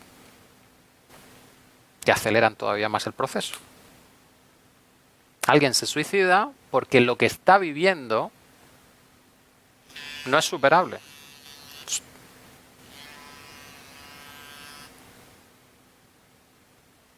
Bien. Eso de que envejecer no es inevitable. Es una teoría muy bonita. A ver, claro, a ver. Estos son declaraciones, pero por detrás hay investigación. Entonces, que puede ser... A ver, si soy capaz de quitar esto. Vale. No. Ahora. Se me revela. A ver. Si te vas a nivel celular, las células están preparadas para dividirse. Y ya está. Entonces, cogen nutrientes, se dividen y punto. De hecho, las bacterias... Podría ser que hubiese viva una bacteria de hace 4.000 millones de años. Se dividen y punto. Bien. Pero yo veo un niño y veo una niña. Sí. Todo lo que me cuentes entre medias será verdad, pero plantas y todo. Sí, y el bicho este no. No, pero este la Vale, pero, a ver, que lo veo. claro, pero que sí, Es fe en Dios. que sí, si yo no estoy negando lo obvio. Lo que estoy diciendo es, si hay un caso en que no se produce, lo siguiente es decir, pero entonces esto es natural o es una programación biológica. Y ahí entramos en lo siguiente, que es el efecto placebo. Si yo me creo que algo va a ocurrir, hay muchas probabilidades de que ocurra, pero incluso a nivel biológico. ¿Mm? Placebo. Con todo lo que creas, Sí, pero también puedes decir, cuando ves una persona, Bueno, para la próxima clase no he nacido hoy. no puede seguir el bicho para no envejecer. pero si no tiene que ver con el bicho, tiene que ver con otras cosas. A ver, ejemplo, hay personas, los típicos casos de estos que veías en los años 80 con el rollo de la droga, veías a chavales de 20 y pico años que tenían pinta de 70. ¿Bien? Entonces, ¿cómo ha podido pasar eso? Pues lo tenemos muy claro, la droga. Bueno, la droga se toma para no tener que vivir la vida de mierda que tienes. Porque si no la tomases, lo mismo, la única vía que tenías es el suicidio. Para no seguir sufriendo. Y ese sufrimiento genera cambios en tu propio cuerpo. Bien. Por tanto, ese envejecimiento, vale, digamos que hay que morir. Bueno, pero ¿cuánto tiempo puedo aguantar teniendo una pinta de 20, 30, 40 años? Hasta los 100. Y me muero así. Porque si la mala vida envejece rápido, hay casos contrarios, hay casos de gente de 80 años, 90, que diga, joder, pues es que parece que tiene... De hecho, lo hemos visto en nuestra propia vida. En los 80 tú veías a los abuelos y abuelo era alguien de 55 ya. Que las jubilaciones estas anticipadas de los de 55 entonces era como, madre mía, ¿cómo está esta gente? Y ahora, ¿cómo están los de 70 y 80? Pero es de aspecto incluso. ¿Bien? Y eso que están machacados a medicamentos.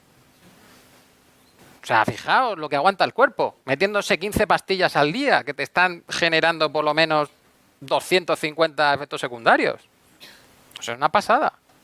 Pues si nos quitásemos los medicamentos y empezásemos a quitarnos estrés para tener más salud, ¿cuánto podríamos durar con una apariencia así? Pues ese es el fondo. Ese es el fondo. Claro, pero incluso ¿podrías revertir el envejecimiento?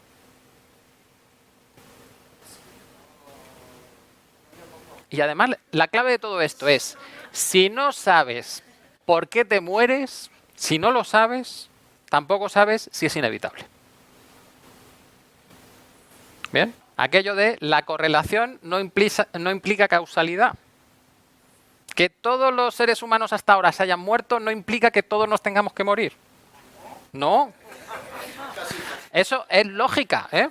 Mira, mi amigo Eduardo, el profe de filosofía, está dando la lógica este año, ¿eh? Y esto va así.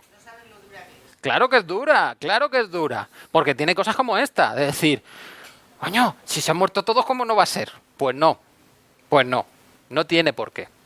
Bien, y claro, si no te das la posibilidad, no lo investigas. Y si no lo investigas... Sí. Ahora que estás diciendo eso, yo la semana pasada me vino así a la cabeza porque estoy cuidando de mis nietos, 7 meses y 10 meses, ¿no?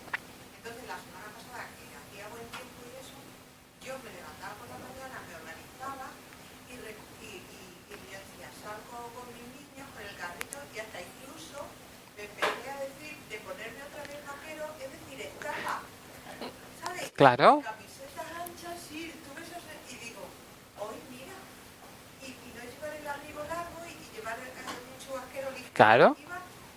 Y te juro que me estoy dando cuenta ahora y eso lo sentí, que lo estás diciendo tú, y eso lo sentí la semana pasada que decía yo, mira, voy con mis niños como iba, como Con mis niños, eso es. Ahí está.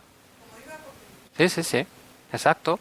Sí, de hecho, cuando se llega a abuelo, tienes dos vías. Una, sentirte abueluno, o dos, contagiarte de los niños. Si te contagias de los niños, estás rejuveneciendo. Si los ves desde lejos y dices, es que soy abuelo y lo que tengo que hacer solo es cogerles así y dejarles otra vez. Pues nada, no le des alimento al cerebro y ya verás cómo se te apaga. Si te pones a trastear con ellos, vamos, te están dando estímulo todo el tiempo. Vamos, son los terapeutas más grandes que puedan existir. No se cansan, están ahí todo el rato. Además que viene el de y pico y me viene con algo para jugar. Abuela, abuela, no sé qué es cuando digo, mira, te tratan un igual. Claro, De hacer la... claro, claro. Hacer lo mismo que yo. Bueno, a ver. Efecto placebo. Ahora vamos al tema.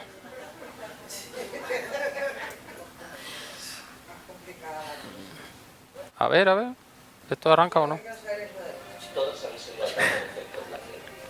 Cuando algo sin valor terapéutico conocido puede en efecto hacer a la gente sentirse mejor. Es un buen truco que nuestras mentes nos saben, que creyendo y esperando que algo funcione, realmente funciona. Pero lo curioso es que la fuerza de este efecto puede variar por muy extrañas razones. Por ejemplo, el mismo placebo puede tratar el dolor la mitad de bien que la aspirina, mientras al mismo tiempo trata el dolor la mitad de bien que la morfina. La morfina es un analgésico mucho más fuerte, pero un placebo es la mitad de efectivo que ambas. Decir que un placebo reduce el dolor, reduce el dolor. Pero decir que el mismo placebo aumenta el dolor, aumenta el dolor. Creer que un placebo te va a hacer sentir mejor, te hará sentir mejor. Creer que no lo hará, tiene el efecto opuesto. Los placebos no son solo pastillas, pueden ser cremas, inyecciones, operaciones o bebidas. Hay incluso botones placebo. Realmente no hacen nada, pero sin duda te hacen sentir como si tuvieras el control. Pero no todos los placebos son iguales. El efecto del placebo es mayor cuando la misma pastilla es más grande.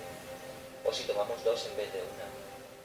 O dos una vez al día en lugar de una 2 veces al día. Una cápsula normalmente gana una pastilla y una jeringuilla suele ganar una cápsula. Y cualquier cosa con una máquina científica grande puede superar a cualquiera de ellos. Una pastilla lisa funciona peor que una con marca. Una pastilla rebajada funciona peor que una cara. Incluso una pastilla en una caja simple funciona peor que una en una caja brillante. Los placebos azules funcionan mejor como sedantes y los placebos rojos funcionan mejor como estimulantes.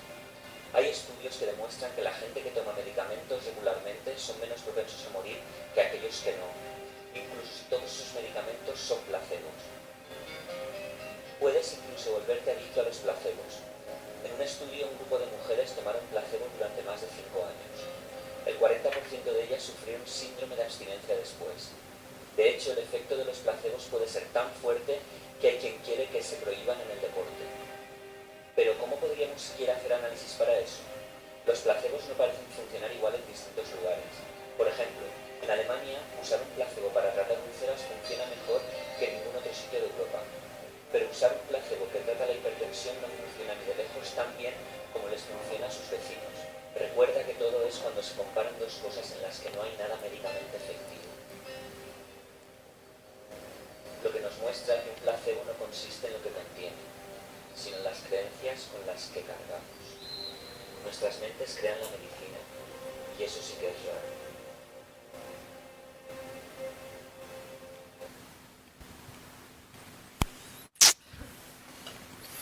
Bueno, cuando juntamos todos los datos anteriores más esto, y por ejemplo cuando estaba hablando de operaciones placebo, os puedo escribir una que se cita incluso en este estudio, publicado en el 2010 en The Lancet, revista médica de estas por excelencia. Es un estudio, también un metaanálisis, en el que se recogen un montón de estudios sobre placebo y sacaban conclusiones. Bueno, pues citaban uno que era una operación de rodilla. Esa operación de rodilla habían hecho dos grupos, a unos le hacían la operación de rodilla de verdad y a otros simplemente le hacían los cortes y el cosido. A los 2 años habían tenido la misma recuperación los dos grupos. ¿Cómo puede ser? Si estás tratando algo real y físico como es una operación de rodilla. Ah, que el cuerpo es el que se ha creado a sí mismo desde una única célula.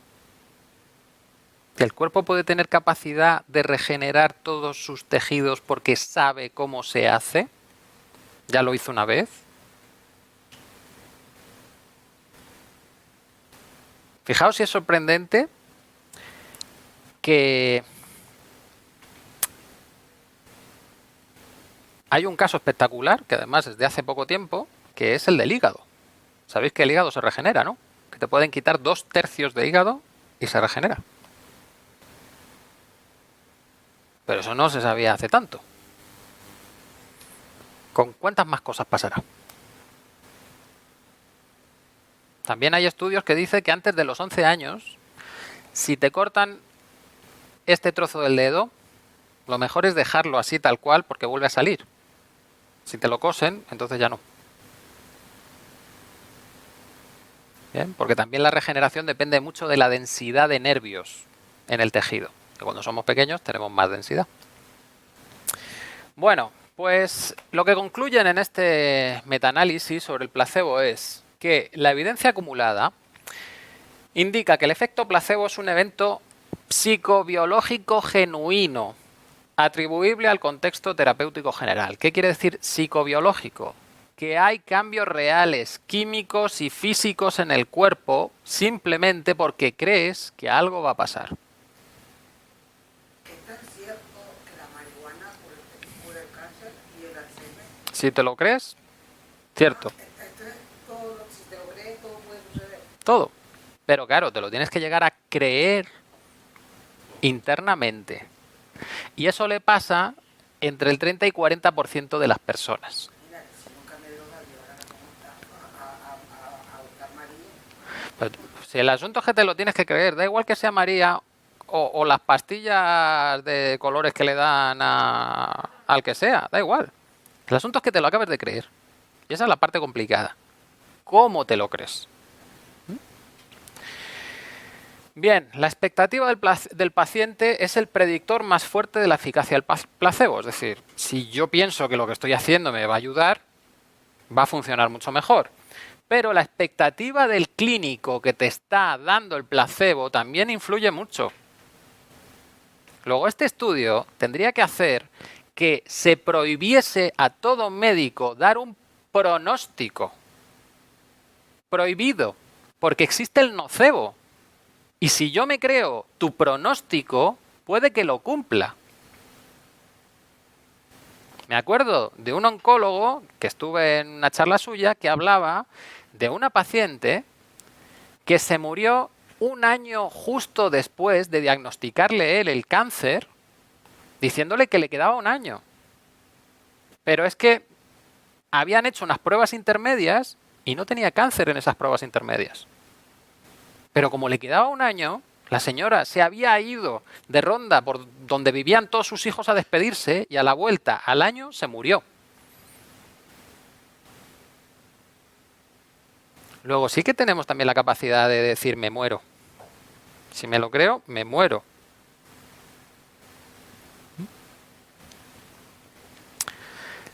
Esto, una de las conclusiones del estudio era ¿por qué no se investiga más el placebo? Es decir, están obligados a comprobar contra placebo todos los medicamentos y eso es como decir, tengo esta pastilla que te vale en el 30% de todos los casos de todas las enfermedades. ¿Por qué no la investigas? Para subirla un poquito más, en vez del 30 que sea un 50. Porque es la misma pastilla de nada para todas las enfermedades.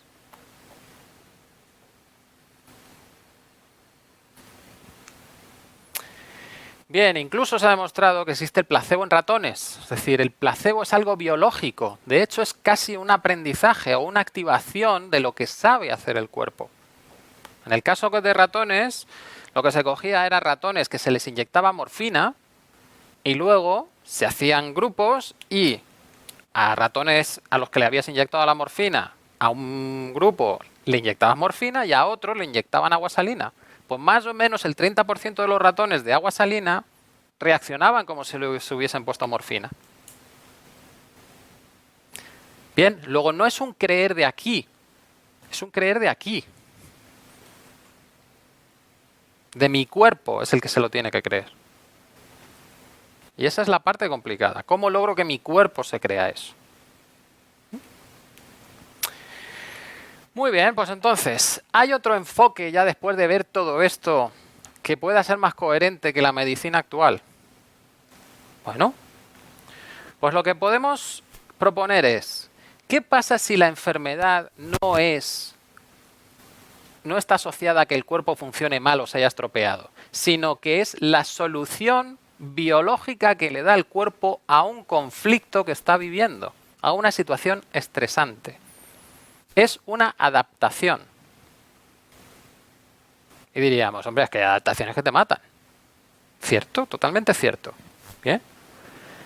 Pero el asunto estaría en los conflictos se procesan en zonas diferentes del cerebro.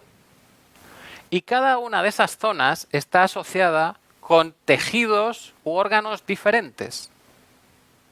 Luego, dependiendo del conflicto que yo viva, la zona de mi cerebro que lo procesa es diferente y el órgano o la enfermedad que se va a desarrollar es una específica.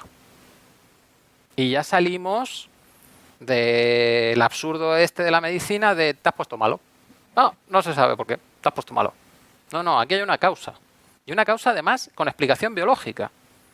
Es decir, lo que tú vives, los conflictos se procesan en zonas diferentes del cerebro que tienen que ver además con el desarrollo embrionario. La evolución de ese desarrollo embrionario. El conflicto va a producir un cambio de funcionamiento en el órgano para adaptarse a ese problema. Ejemplo, si yo estoy sintiendo un conflicto de carencia, se va a procesar por las zonas de mi cerebro que se van a encargar de almacenar alimento para no tener carencia o almacenar líquido. Si se procesa en la zona de almacenar alimento, el alimento se almacena aquí y en el hígado. El hígado empieza a almacenar el glucógeno. Glucógeno. ¿Y qué se producen? Tumores. Porque claro, si tengo que almacenar, tendré que ampliar el espacio. Luego, es una explicación lógica de lo que se está produciendo. Si salgo del conflicto, ya no necesito almacenar y los tumores desaparecen.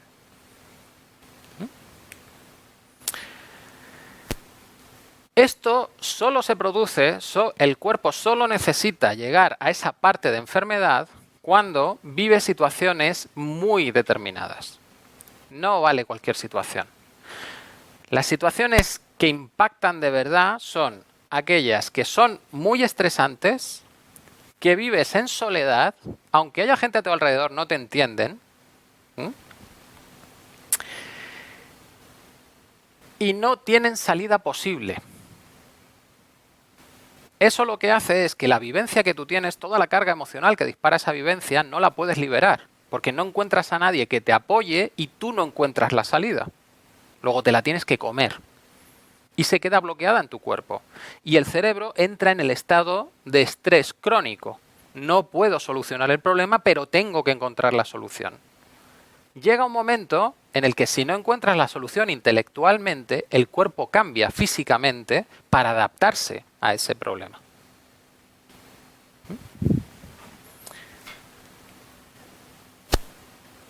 ¿Cuál sería el camino del estrés al síntoma, de ese conflicto que me impacta hasta llegar a la enfermedad?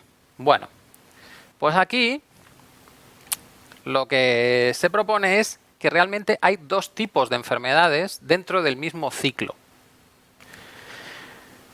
Cuando se produce el conflicto, bueno, tú tienes tu vida normal en que tu cuerpo entra en simpaticotonía, está activo durante el día, y entra en vagotonía, está más relajado durante la noche. Bien, estos son los ciclos normales, pero cuando vives esa situación impactante, entras en estrés, simpaticotonía continua. Bien, eso al final produce una serie de síntomas que se van agravando.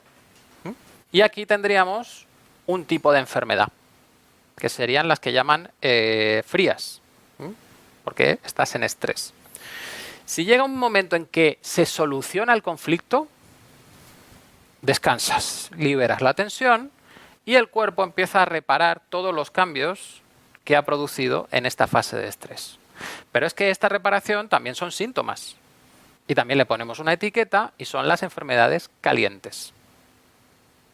Porque es otro proceso diferente. Aquí estás en simpaticotonía y aquí estás en vagotonía. Luego el cuerpo está funcionando de manera diferente. ¿Vale? Hay un problema en la fase de reparación que es a la mitad de esa fase de reparación tu cerebro como que intenta comprobar si realmente hemos resuelto el conflicto. Y se activan síntomas de esta fase, de la fase de conflicto. Bien, y esta activación incluso puede ser tan potente que te mueras.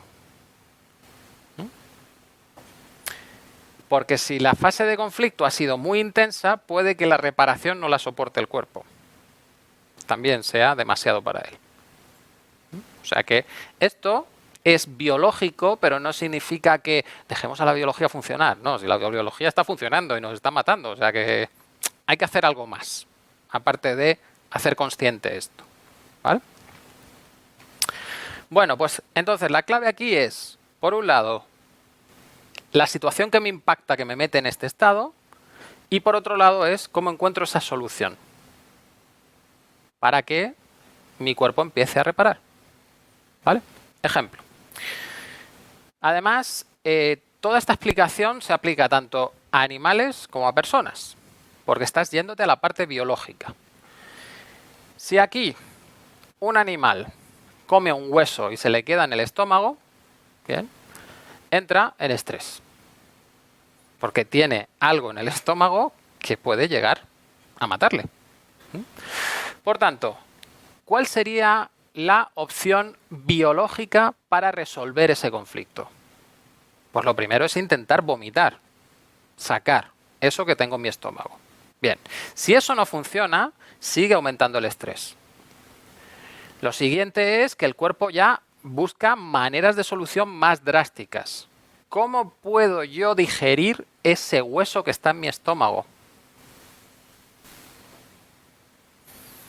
Aumentando la función del estómago. Es decir, el estómago digiere generando ácido gástrico, ácido clorhídrico.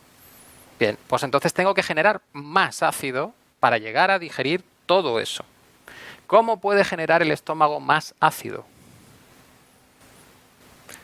Pues por un lado está aumentando el metabolismo de las células que producen el ácido, y si no es suficiente, ¿cómo puedo generar más ácido?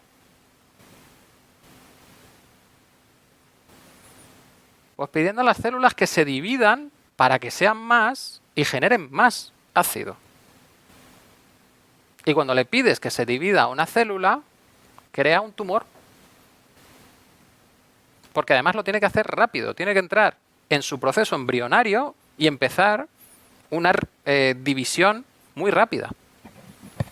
Cuando llegas a tener el número suficiente y generar la cantidad suficiente de ácido, entonces sales del conflicto, porque ya digieres el hueso. Y lo siguiente es reparar. ¿Vale? ¿Qué cambios se han hecho que tengo que reparar? Pues tengo un tumor, tengo células de más en mi estómago, bien, que no necesito. ¿Cómo elimino esas células de más?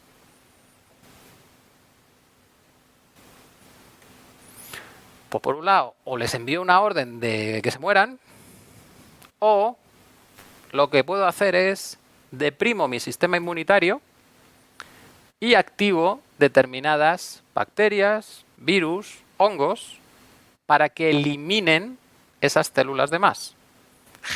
Permito que se genere una infección que ataque a las células, las mate, luego se activarán los hongos para eliminar el tejido muerto, y cuando ya todo esté de nuevo en su sitio, vuelvo a colocar el sistema inmunitario en el punto de equilibrio. Bien. Y esto sería un proceso biológico normal si no tuviésemos metido en nuestra mente que los cuerpos son como relojes y los relojes no se reparan a sí mismos. A ver, si nosotros estamos vivos y no sabemos ni cómo. Nosotros metemos comida por aquí, que luego nos sale por aquí, y por aquí en medio, ¿qué ha hecho? ¿Qué ha hecho? Magia. ¿Nos mantiene vivo qué? ¿Dios que nos mantiene ahí funcionando las cosas? ¿O es el cuerpo el que lo hace? El cuerpo es el que lo hace, el que tiene la capacidad de hacer todo eso. Y en medicina se ha negado todo. El cuerpo es el que enferma, se adapta a esas situaciones de mucho estrés y es el que se repara y sale de esas situaciones. ¿Que si la fase de estrés es muy potente te mueres? Sí. ¿Que si la fase de reparación, si esta ha sido muy potente, esta va a ser muy dura y también te puedes morir? Sí. Sí. Pero también tiene mucho que ver, bien, con mi expectativa, que hemos visto el placebo antes. Esta fase de sanación también puede ser muy dura porque tiene muchos síntomas. Y si aquí ya casi he llegado al límite, cuando llegue aquí y diga otra vez, otra enfermedad, me voy. ¿Bien? Porque desde este enfoque, el cuerpo siempre hace lo mismo. En fase de conflicto tiene dos opciones. O ulcera los tejidos para permitir que se activen más, es decir, si yo tengo un conflicto de falta de oxígeno, se me pueden ulcerar por dentro los pulmones para tener más superficie donde absorber el oxígeno. Bien, cuando salgo del conflicto tengo que reparar eso. ¿Cómo lo reparo? Pues diciéndole a las células que se reproduzcan. Y entonces puedo tener tumores. Bien. Luego siempre va a pasar eso. O primero hay una ulceración y luego se genera un tumor para reparar, o primero hay un tumor y luego hay una infección para eliminar el tejido de más. Siempre tienes los dos. Y claro, si no tenemos conciencia de todo esto, estás viviendo una enfermedad y luego la siguiente. Y puede ser muy duro, porque tú pensabas que ya lo habías solucionado, te estabas sintiendo mejor y de repente entras en un montón de síntomas. Bien. Bueno, pues todo esto además tiene un sentido biológico muy claro. Los conflictos se expresan en determinados tejidos y determinados órganos dependiendo de su característica. Si yo vivo una situación en la que siento que está en peligro mi supervivencia, lo que se van a afectar son los órganos vitales. Si lo que siento es que me falta protección, se va a expresar en los tejidos de protección, en los tejidos que protegen los órganos vitales. Si mi problema es de desvalorización o no puedo moverme, entonces lo que se va a afectar es el tejido estructural. Huesos, tendones, músculos, ligamentos. Y si el problema es de relación o de separación, entonces lo que se me afectan son los sentidos. La piel, los ojos, oídos, lengua. Bien, luego todo tiene una explicación muy lógica, porque cada uno de estos conflictos se va a procesar en la zona del cerebro que dirige cada uno de los órganos o tejidos. Bien. Y además eso incluso se puede relacionar, ya os digo, con la evolución embrionaria. Cada conflicto estaría relacionado con una hoja embrionaria, desde las más antiguas a las más modernas. Las más antiguas son las que procesan los problemas de supervivencia, las más modernas son las que procesan los problemas de relación.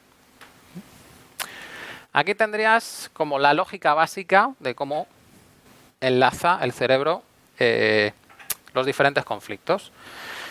Tenemos tipo de conflicto relativo a las funciones vitales, necesidades básicas, alimentación, respiración, reproducción, desechos, que tú puedes hacerte consciente de que estás aquí cuando usas frases del estilo no puedo digerir esto, no me dejan respirar, me quitan el pan de la boca. Bien, cuando dices esas frases no son frases hechas. En el fondo están expresando el conflicto biológico que tu cerebro está procesando. ¿Dónde acaba eso? Pues al final en el sistema digestivo, reproductivo, endocrino, porque todo eso ha salido del tejido embrionario endodermo.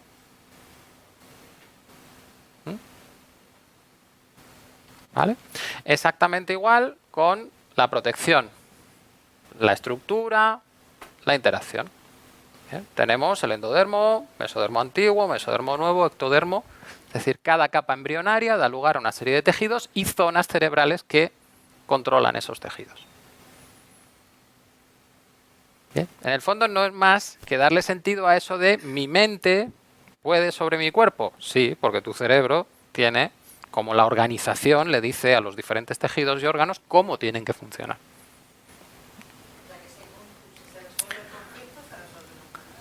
Se resuelve la enfermedad de conflicto. Luego te va a aparecer la enfermedad de sanación, ¿bien? Que también tiene sus temas. En el fondo, si os fijáis, esta es la pirámide de Maslow, que en psicología se utiliza para jerarquizar las necesidades humanas, ¿no? Es como que tienes que ir cubriendo determinadas necesidades básicas para encontrarte bien y de ahí puedes llegar a la autorrealización, ¿no? A sentirte un individuo pleno. Bueno, pues si os fijáis, las necesidades más básicas son las fisiológicas. Respirar, alimentarse, descansar, sexo. Vaya, las de supervivencia. Las siguientes son las de seguridad. Los tejidos que protegen. ¿Bien? Las siguientes son las sociales.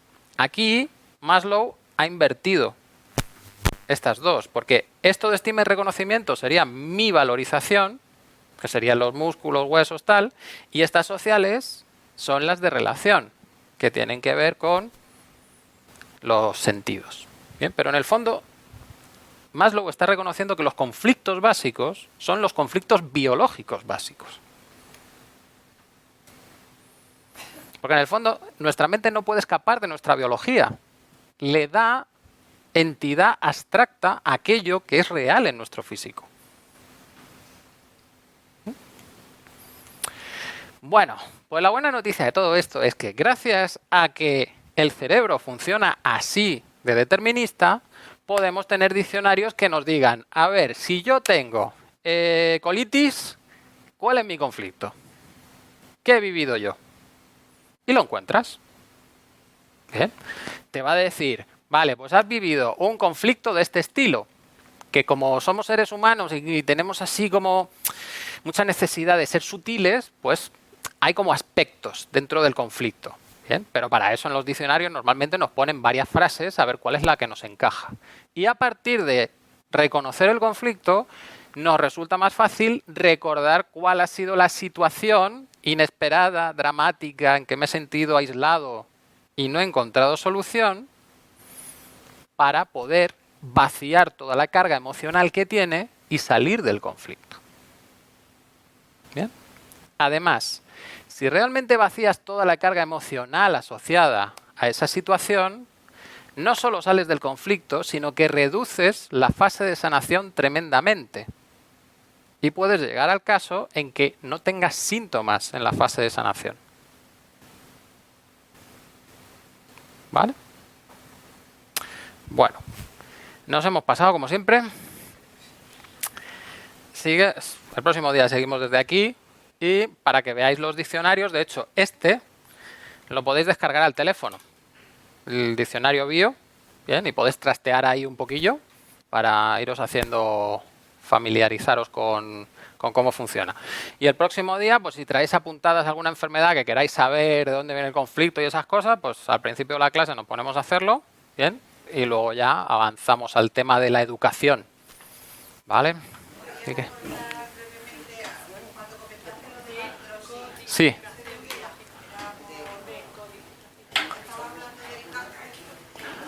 No, eso era, Sandin decía que había estudios que relacionaban la artrosis con retrovirus. ¿Vale? Pero es simplemente que si hay una situación de estrés, las células emiten esos retrovirus, informan a lo que tienen alrededor. ¿Vale? Pues nada, chicos, hasta la semana que viene.